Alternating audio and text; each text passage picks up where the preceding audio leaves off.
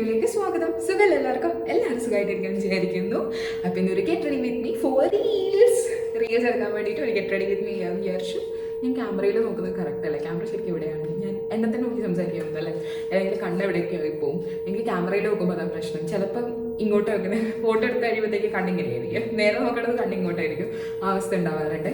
അപ്പം get ready with me ചെയ്തുകൊണ്ട് നമുക്ക് പല വിശേഷങ്ങളും സംസാരിക്കാം. കുറേ നാളെ ഇതുപോലത്തെ ഒരു ഇൻട്രാക്ഷൻ വീഡിയോ എടുക്കാൻ വിചാരിക്കുന്നു.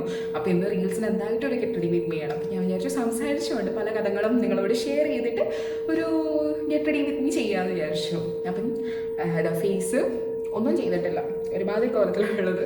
നമുക്ക് ആദ്യം ഒന്ന് ഫേസ് വാഷൊക്കെ ചെയ്ത് അപ്പോൾ ഫുൾ റെഡിയാവണമെന്ന് വെച്ചിട്ടുണ്ടെങ്കിൽ എനിക്കിപ്പോൾ റീൽസ് എടുക്കാൻ ഏറ്റവും ഇഷ്ടം സാരീസാണ്. അതുകൊണ്ട് ഞാൻ വീട്ടിൽ നിന്ന് അമ്മേൻ്റെ കുറേ സാരീസ് എടുത്തിട്ട് വന്നിട്ടുണ്ട്.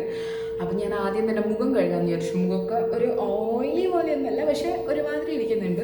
അപ്പം മുഖം ഒന്ന് കഴുകാമെന്ന് വിചാരിച്ചു. കഴുകാൻ വേണ്ടിയിട്ട് ഞാനിപ്പോൾ യൂസ് ചെയ്യുന്നത് ഈ 2 ഫേസ് വാഷാണ്. സ്ക്രബിൻ്റെ ഒരു എഫക്റ്റ് ഇല്ലാത്തതുകൊണ്ട് ഒരു ഗ്ലോയിങ് സ്കിൻ കിട്ടാത്ത പോലെ എനിക്ക് തോന്നിയിട്ടുണ്ടായിരുന്നു.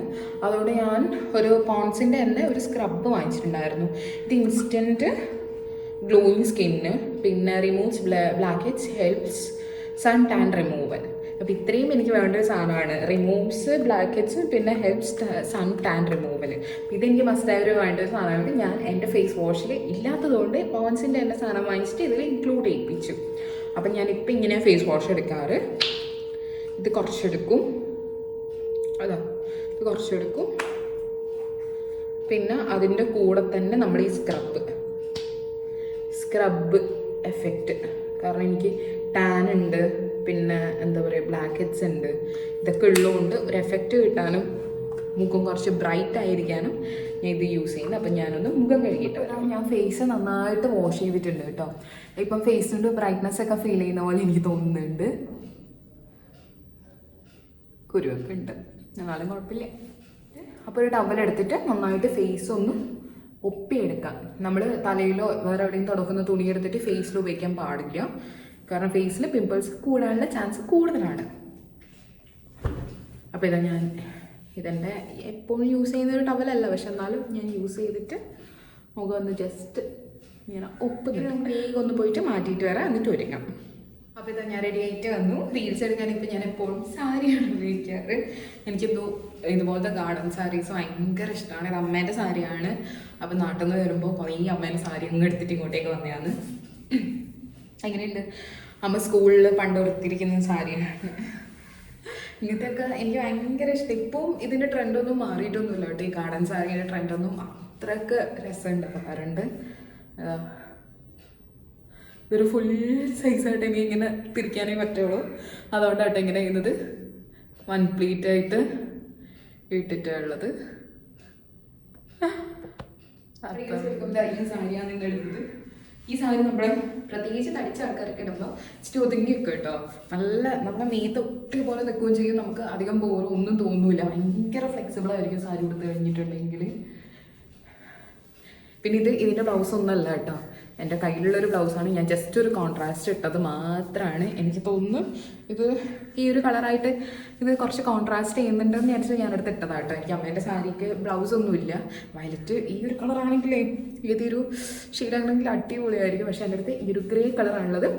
അതുകൊണ്ട് ഞാൻ ജസ്റ്റ് ഒന്ന് കോംബ് ചെയ്തത് കേട്ടോ. അപ്പം ഉടുത്തൊക്കെ സെറ്റ് ചെയ്തിട്ടുണ്ട്, കാരണം ഈ സാരിയൊക്കെ കൊടുക്കാൻ വളരെ എളുപ്പമാണ്, വളരെ രസമാണ്. നമ്മൾ പ്ലീറ്റ്സൊക്കെ അടിപൊളിയായിട്ട് എടുക്കുക. കണ്ടേ ഈ പ്ലീറ്റ്സ് ഇല്ലേ, നമ്മൾ ഈ പ്ലീറ്റ്സ് അടിപൊളിയായിട്ട് വെക്കും.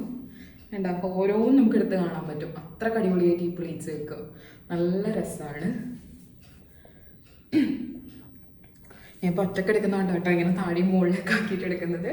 ആൻഡ് നമുക്ക് ഇങ്ങനെ ഒരുക്കമൊന്നുമില്ല. ഞാൻ കണ്ണ് എഴുതും, കമ്മലിടും, ലിപ്സ്റ്റിക് ഇടും, അത്രയൊക്കെയാണ് എൻ്റെ ഒരുക്കങ്ങൾ. അപ്പോൾ നേരെ ഒരുക്കങ്ങളിലേക്ക് കിടക്കുന്നത്. അപ്പോൾ നമുക്ക് ഒരുക്കങ്ങളൊക്കെ സ്റ്റാർട്ട് ചെയ്യാം കേട്ടോ. അപ്പോൾ അതിൻ്റെ ഇടയിൽ എൻ്റെ കുറച്ച് എന്താ പറയുക, നമുക്കൊന്ന് ഇൻട്രാക്ട് ചെയ്തിട്ട് നമുക്ക് ഒരുങ്ങാം. മിക്ക ആൾക്കാരും റീൽസ് എടുക്കുന്ന ആൾക്കാരുണ്ടാവും അല്ലേ. എല്ലാവർക്കും ഒരു ബാക്ക് സ്റ്റോറിയൊക്കെ ഉണ്ടാവും റീൽസ് എടുക്കുന്ന ആൾക്കാർക്കും അല്ലേ. ചിലവർ ഇഷ്ടം കൊണ്ട് എടുക്കുന്നതായിരിക്കും, ചിലവരത് പഠിച്ചിട്ട് എടുക്കുന്നതായിരിക്കും. പഠിച്ചിട്ട് അങ്ങനെ ഒരു സ്കില്ല് ആദ്യം പഠിച്ചിട്ടുണ്ടാവുമായിരിക്കും. അല്ലെങ്കിൽ എന്താ പറയുക, നമ്മളൊരു എൻ്റർടൈൻമെൻറ്റ് എടുക്കുന്നവരുണ്ടാവും. പല രീതിയിലാണ് പല ആൾക്കാർ പല രീതിയിലാണ് റീൽസ് കാര്യത്തിലെന്ന് വിചാരിച്ചിട്ടുണ്ടെങ്കിൽ റീൽസ് എടുക്കാൻ വിചാരിച്ചിട്ട് കൺസിസ്റ്റൻ്റ് ആയിട്ടിരിക്കുക എന്നാണ് ഞാൻ ഉദ്ദേശിക്കുന്നത്. കാരണം എനിക്ക് ആകെ അറിയുന്നൊരു കാര്യം ഡാൻസാണ്. പാട്ടറിയില്ല, പാടാൻ ഭയങ്കരം. ചിലവരെൻ്റെ സൗണ്ട് ഈ സൗണ്ട് ഒന്നല്ല കേട്ടോ, പണ്ടത്തെ ഒരു സൗണ്ടൊക്കെ കേട്ടിട്ട് ചിലവർ ചോദിക്കാറുണ്ട് പാടാറുണ്ടോ. ഞാൻ പറയും പാടാറില്ല, പാട്ട് പാടാനറിയില്ല. കോറസ് പാടും, കൂടെ ഇന്നലൊക്കെ പാടും, പക്ഷെ ഒറ്റക്ക് പാടില്ല. അത് വെറുതെ ഒരു അവസ്ഥയാണ്. അതുകൊണ്ട് ഒറ്റക്ക് മാത്രം പാടില്ല. അപ്പം വരയ്ക്കാനറിയോ? വരയ്ക്കാൻ പണ്ട് സ്കൂളിൽ ഡ്രോയിങ് ക്ലാസ് ഉണ്ടായിരുന്നു. പിന്നെ ബോട്ടിൽ മേടിച്ച് ഇച്ചിരി വരച്ചിട്ടുണ്ടായിരുന്നേ. അങ്ങനത്തെ വര മാത്രം അറിയാം, നോക്കി വരയ്ക്കാൻ അറിയാം. അങ്ങനെ ഞാൻ പറയാറുണ്ട്.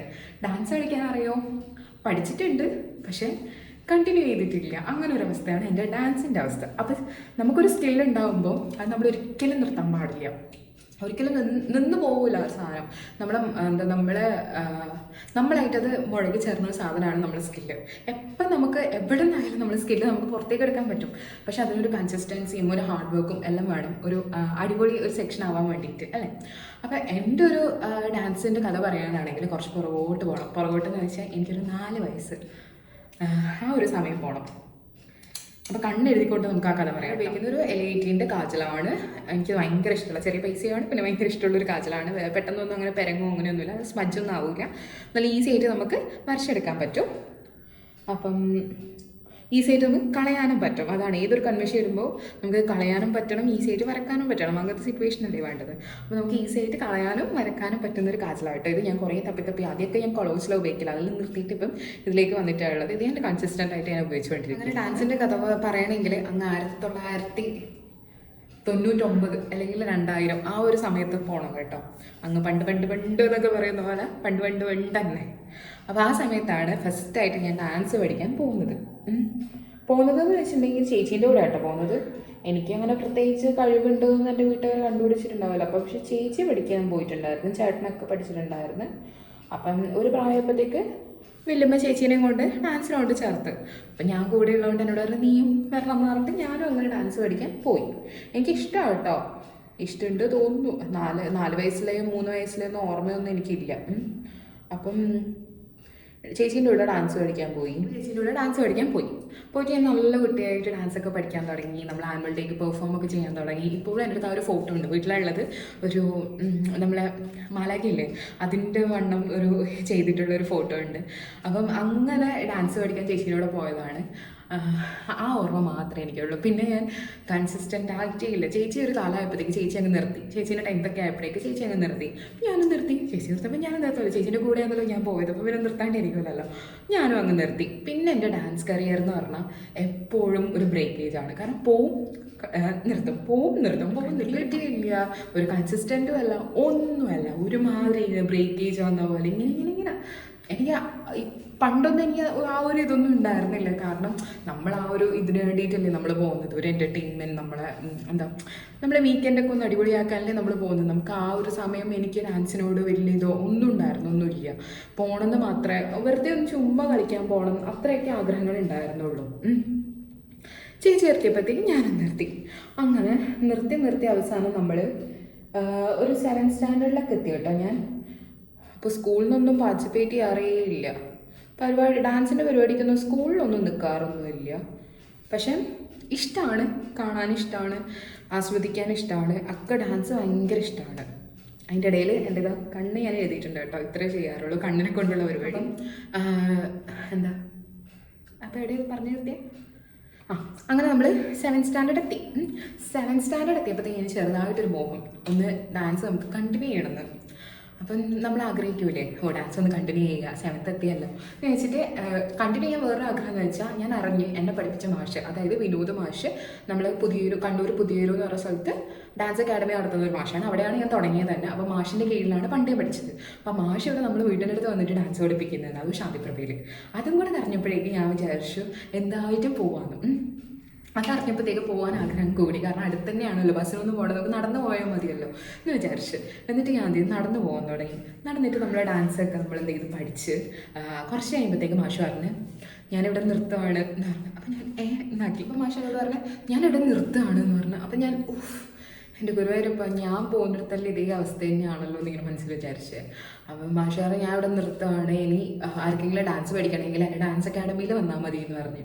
അപ്പോൾ ഞാൻ ഈശോയെ ഇനിയും ബസ് പിടിച്ചിട്ട് ഞാൻ അങ്ങോട്ട് പോകണമെന്ന് വിചാരിച്ചിട്ട് ഞാൻ ഇങ്ങനെ മനസ്സിൽ കുറേ ആലോചിച്ചു. അപ്പോൾ ഞാൻ ചോദിച്ചു സാറിൽ പോട്ടെ എന്തായിട്ടും നമ്മൾ തുടങ്ങി, ഡാൻസ് പഠിക്കാൻ തുടങ്ങിയല്ലോ, അപ്പോൾ എന്തായിട്ടും കണ്ടിന്യൂ ചെയ്യാം, അതിൽ ഒരു ഇതും വരുത്തുന്നില്ല എന്ന് വിചാരിച്ചിട്ട് ഞാനങ്ങനെ 7th സ്റ്റാൻഡേർഡിൽ നിന്ന് പിന്നെയും ഞാനങ്ങനെ ഡാൻസ് പഠിക്കാൻ തുടങ്ങി. അവിടെ പോയി മാഷിൻ്റെ അവിടെ തന്നെ നമ്മൾ ഡാൻസ് അക്കാഡമിയിൽ പോയിട്ട് എങ്ങനെ പോയാലും നമ്മൾ എത്ര റീകണ്ടിന്യൂ ചെയ്യുമ്പോഴും നമ്മൾ ആദ്യം തൊട്ടേ പഠിക്കണം. അത് എത്ര വലിയ കുട്ടിയായാലും നമ്മൾ ഡാൻസ് അറിയാമെന്നുള്ളതിൽ നമ്മൾ ഐറ്റമൊക്കെ പഠിപ്പിക്കും. പക്ഷെ എപ്പോഴായാലും നമ്മൾ തട്ടടവ് മുതൽ ഫസ്റ്റ് അടവ് മുതൽ മാഷ് കളിപ്പിക്കും. അത് ഏതൊരു ഡാൻസ് ടീച്ചറായാലും എനിക്ക് തോന്നുന്നു അതുപോലെ തന്നെ ആയിരിക്കും. പഠിക്കുന്ന പിള്ളേരായാലും പഠിച്ചു കഴിഞ്ഞ പിള്ളേരായാലും നമ്മൾ ഫസ്റ്റ് തട്ടടവ് തുടങ്ങിയിട്ടേ പോവുള്ളൂ മുകളിലേക്ക്. നമ്മളെ വിചാരിക്കും ആദ്യം പോയിട്ട് നമുക്ക് ഐറ്റം കളിക്കാമെന്ന്. അതൊന്നും പറ്റില്ല. ആദ്യം പോയിട്ട് തട്ടടവ് തന്നെ കളിക്കണം, താത്തി തിത്തി തന്നെ തുടങ്ങണം. പിന്നെ നമ്മളെ ബുദ്ധനെ കുറിച്ചുള്ള പഠിപ്പിക്കലും അങ്ങനെ അങ്ങനെ അങ്ങനെ ഐറ്റമൊക്കെ തുടങ്ങിയിട്ടുണ്ടായിരുന്നു കേട്ടോ. മാഷ് ഇത്രയും വലിയ കുട്ടിയല്ലേ എന്ന് വിചാരിച്ചിട്ട് വേഗം ഐറ്റമൊക്കെ പഠിപ്പിച്ചു. പിന്നെ പണ്ടേ വരുന്ന കുട്ടിയല്ലേ എന്നുള്ളതിൽ ഐറ്റം വീണ്ടും പഠിപ്പിച്ചു. അപ്പം സീനിയേഴ്സിൻ്റെ കൂടെ തന്നെ ഉള്ളത്, പക്ഷെ ജൂനിയേഴ്സിനോട് കളിക്കുകയും ചെയ്യാം. നമുക്ക് ആദ്യമൊക്കെ ഒരുമാതിരിയായിരുന്നു, അയ്യോ ഈ കുഞ്ഞു പിള്ളേരോട് കളിക്കണ്ടേ തട്ടണത്. കാരണം ഞാൻ ഇത്രയും ഉണ്ടാവും, എൻ്റെ ആ ഫസ്റ്റ് 3 വയസ്സുള്ള കൊച്ച് ഇത്രയും ഉണ്ടാവും. അപ്പോൾ എനിക്ക് ഭയങ്കര ശമ്പളമായിരുന്നു. പക്ഷെ എങ്ങനെ പോയാലും മാഷ് ആ ഫസ്റ്റ് മുതൽ തുടങ്ങിയിട്ട് ലാസ്റ്റ് വരെ ഉണ്ടാവുള്ളൂ കേട്ടോ. അങ്ങനെയായിരുന്നു നമ്മളെ ഡാൻസ് ക്ലാസ്.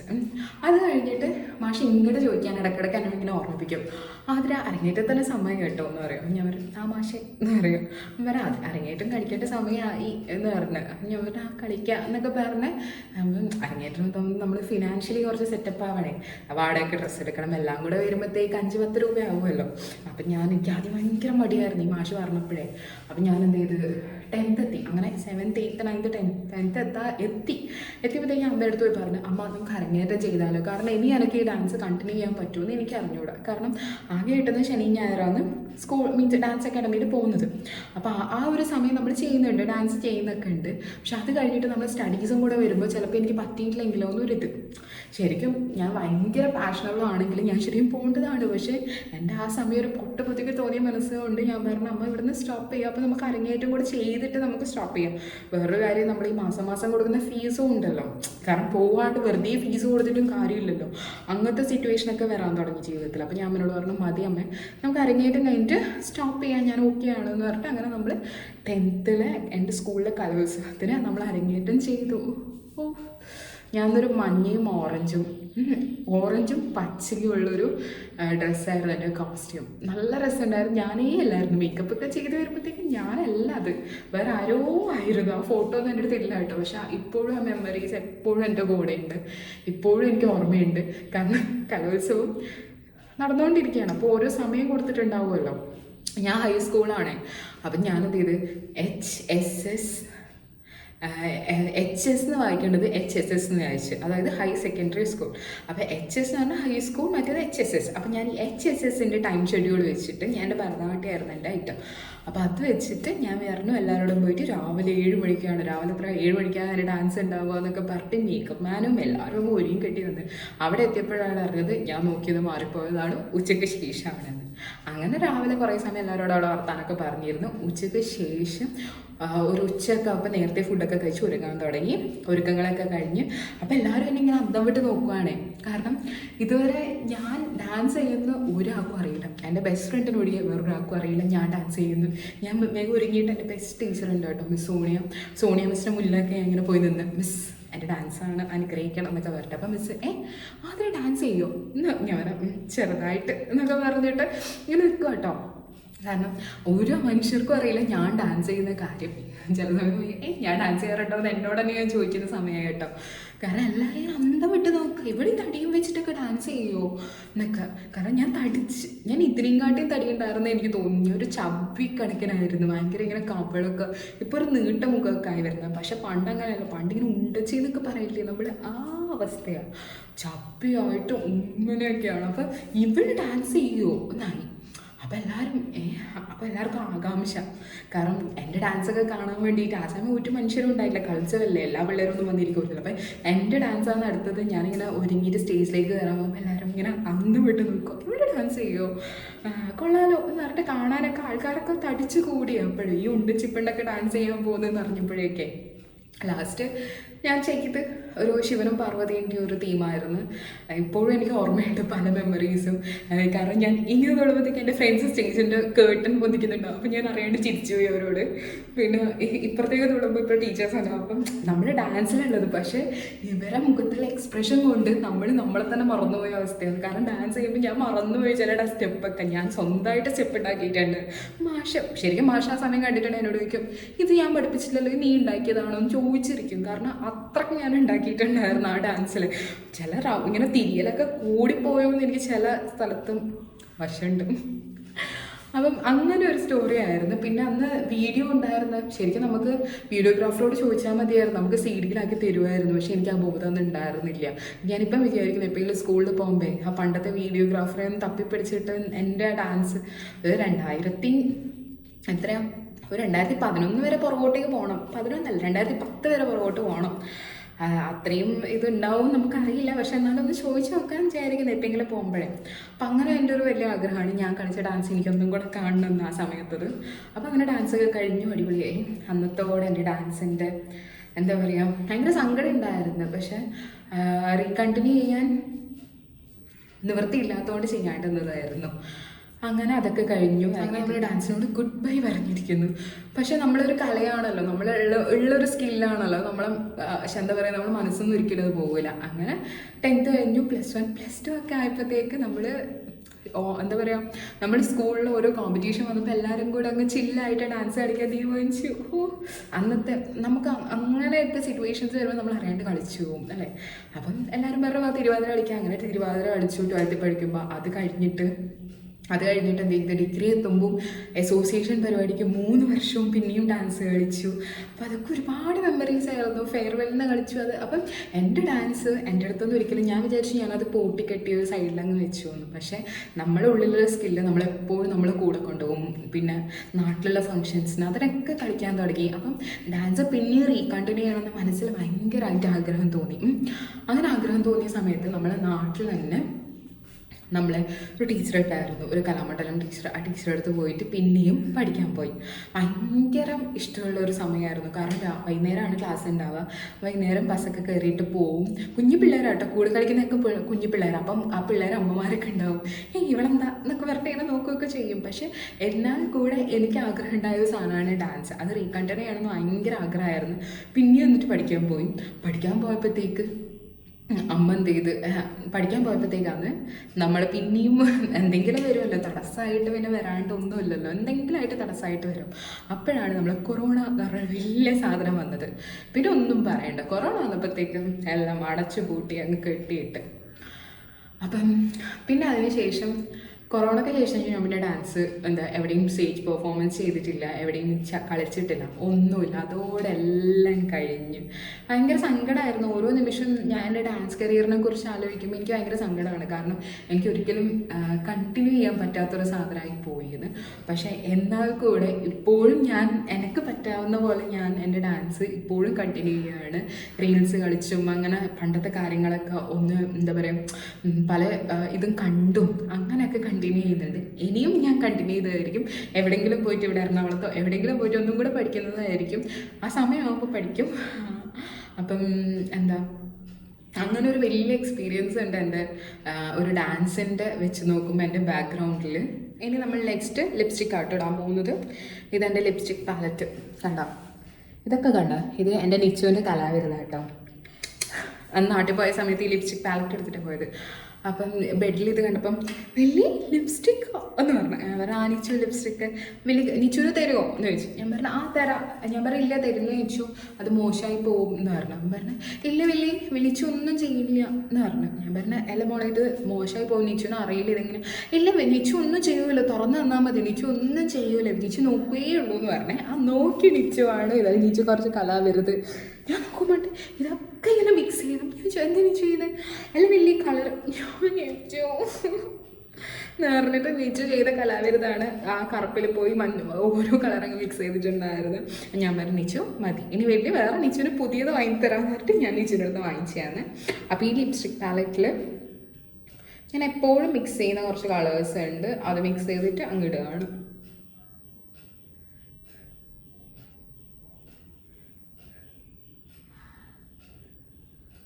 എൻ്റെ ഒരുക്കങ്ങൾ എപ്പോഴും ഭയങ്കര ലൈറ്റ് ആയിരിക്കും. കാരണം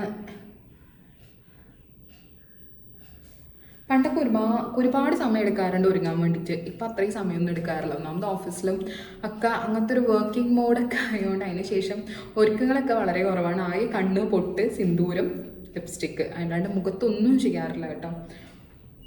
ഒന്നും ചെയ്യാണ്ട് തന്നെ ഇതാ കുരുക്കളും കലകളും ഒക്കെ ഉണ്ട്.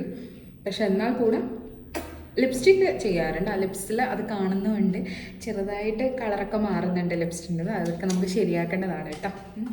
അപ്പോൾ ഇതാ ലിപ്സ്റ്റിക്ക് ഇട്ട് ഈ ഒരു ഷെയ്ഡാണ് കേട്ടോ. ഈ ഒരു ഷെയ്ഡാണ് ഇട്ടത്. ഞാൻ കാണിച്ചു തരാം അതെങ്ങനെയാണ് ആ ഷെയ്ഡ് വന്നതെന്നൊക്കെ ഞാൻ കാണിച്ചു തരാം.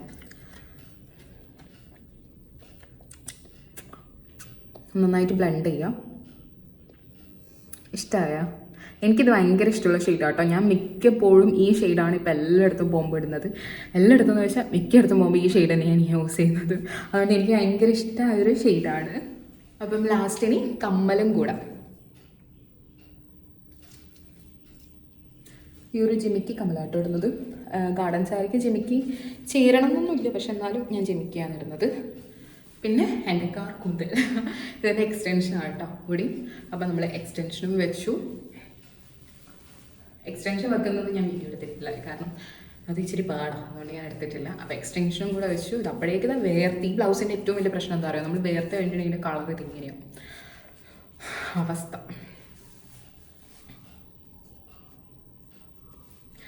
അപ്പോൾ ഇതാ ഓൾ സെറ്റ്. അപ്പം ഒരുങ്ങുന്ന ഇടയിൽ എൻ്റെ ഡാൻസിൻ്റെ വിശേഷങ്ങൾ നിങ്ങളായിട്ടൊന്ന് ഷെയർ ചെയ്യാൻ വിചാരിച്ചതാണ്. അപ്പോൾ എത്ര ആൾക്കാർ ഡാൻസ് പഠിച്ചിട്ടുണ്ട്, ആർക്കൊക്കെ കണ്ടിന്യൂ ചെയ്യാൻ പറ്റാണ്ടുണ്ട്, എന്തൊക്കെയാണ് റീസൺ എന്നൊക്കെ എല്ലാവരും ഒന്ന് കമൻറ്റ്. വിശേഷങ്ങളൊക്കെ ഇതൊക്കെയായിരുന്നു എൻ്റെ ഡാൻസിൻ്റെ കുഞ്ഞു വിശേഷങ്ങളൊക്കെ ഇതൊക്കെയായിരുന്നു. കുറച്ച് കാലം പുറകോട്ട് പോകണമെന്നേ ഉള്ളൂ. ഇനി വീണ്ടും നമുക്ക് കണ്ടിന്യൂ ചെയ്യാനുള്ള ഭാഗ്യം ഉണ്ടാവട്ടെ എന്ന് വിചാരിക്കുന്നു. അപ്പം എൻ്റെ റീൽസിന് വേണ്ടിയിട്ട് ഞാൻ ഒരുങ്ങിയിട്ടുണ്ട്. അപ്പോൾ ഇതൊക്കെയായിരുന്നു എൻ്റെ റീൽസിൻ്റെ വിശേഷങ്ങളും എൻ്റെ ഒരു ഗെറ്റ് റെഡി വിത്ത് മീ 4 റീൽസൊക്കെ. അപ്പോൾ ഈ വീഡിയോ എല്ലാവർക്കും ഇഷ്ടപ്പെട്ടു വിചാരിക്കുന്നു. അപ്പോൾ നല്ലൊരു വീഡിയോ ആയിട്ട് വേറെ ദിവസം വരാം. അതുവരേക്കും it's than bye from Athira. Bye bye.